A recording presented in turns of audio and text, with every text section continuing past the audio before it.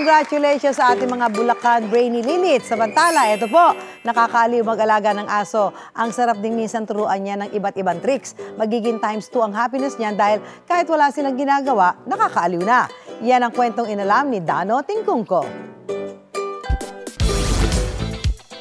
Hindi lang simpleng catch at shake hands ang tricks ng mga asong ito dahil kapag tumugtog na ang kanta, naka-pause up na ang dancer dogs. Meet Luco the Poodle, ang small but terrible hip-hop dancer. At ang aspin na si Panda na graceful kung sumayaw ng cha-cha.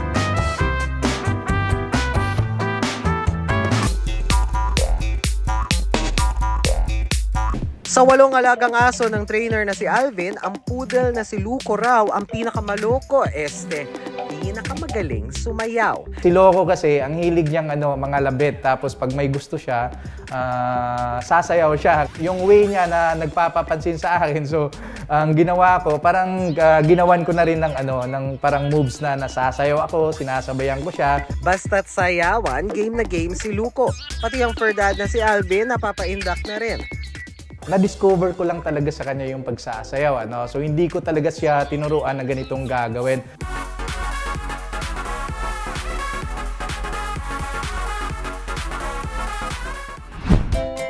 Ang tropa ni Luco, sumasabak naman sa matinding aktingan. Sana dito yung pambayad ng kuryente, pagkain. Wala na akong maibigay sa inyo eh.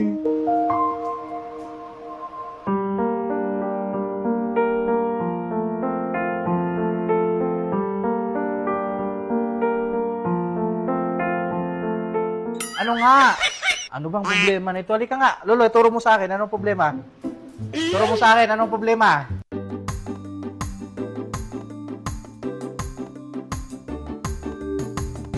Aircon na naman. Kayo, hindi talaga kayo nabubuhay kung walang aircon. Grabe, ang galing nyo talaga mang-modus. Babain ko muna sila. Dakyat ni Lolo, alam na kung anong mangyayari. May aircon.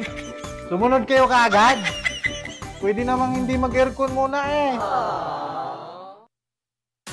Pero ang pinaka-importante raw sa lahat ay disiplina. Dapat disiplin yung mga dogs natin kasi pagka yung aso kasi hindi natuturuan, walang disiplin. So talagang may stress ka talaga, Kasi napakakulit yung mga yan. Kailangan marunong kang umintindi, mahaba yung pasyensya mo. Hindi naman pahuhuli ang 1-year-old na si Panda, isang aspin, hataw na hataw sa pagsasayaw ng cha-cha.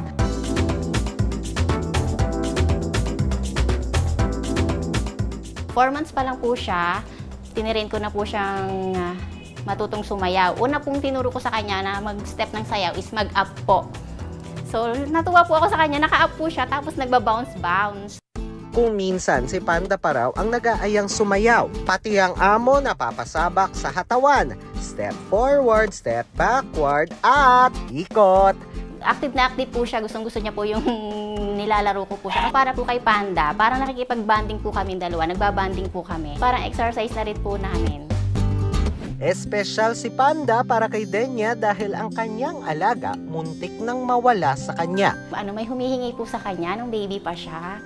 Tapos, ayoko siya ibigay kasi nga po parang para sa akin, na-feel ko na po na parang iba si Panda. Tapos nagka-parvo din po siya, parvo survivor din po siya. Yan na lang po ang kaligayahan ko na nagbibigay ng saya sa akin, si Panda.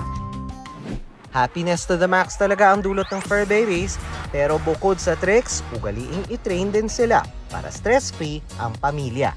Ako si Dano Tingkungko at yan ang kwentong dapat alam mo.